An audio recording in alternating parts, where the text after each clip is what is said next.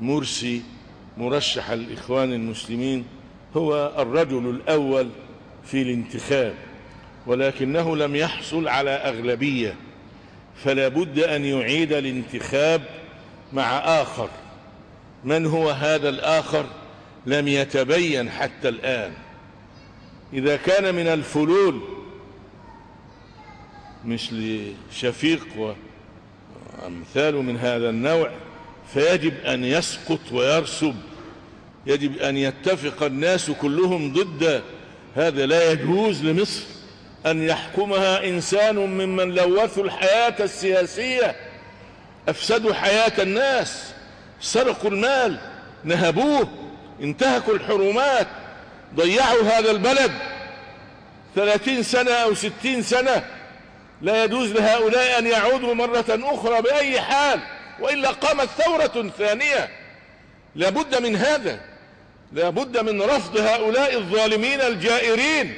كيف يكون لهم ما كان يجوز لهم؟ كان يجب أن يقوم قانون ويقوم قرار يمنعهم لمدة 10 سنوات. هذا هو الذي يحدث في كل بلد ثوري، ولكن الأمور في مصر ليست كما نريد.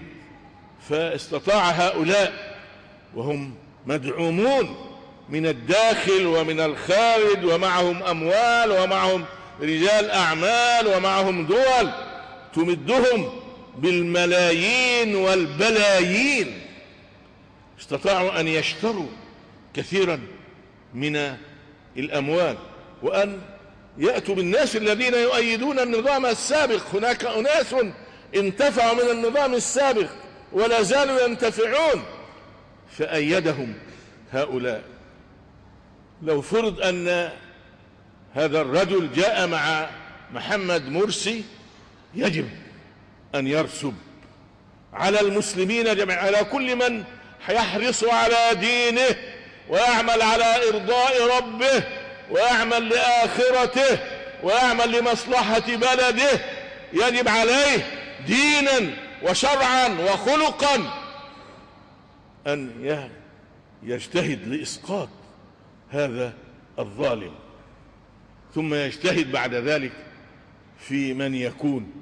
نحن نؤيد الإسلاميين، لا نقبل من يرفض الشريعة الإسلامية. الشريعة هي مرجع الحكم الإسلامي. نحن لا نريد حكما دينيا ثيوقراطيا الناس فيه يعني يحكم رجال الدين، لا، اللي بيحكم الناس الأكفاء، كانوا سواء كان رجال دين أو رجال دنيا. هذا هو الذي ينبغي أن يكون، ولكن ينبغي أن يكون المرجع هو الشريعة الإسلامية. من يرفض هذا يجب أن يقال له لا. نحن نؤيد الإسلاميين. أدعو المصريين في مصر كلها الذين في الخارج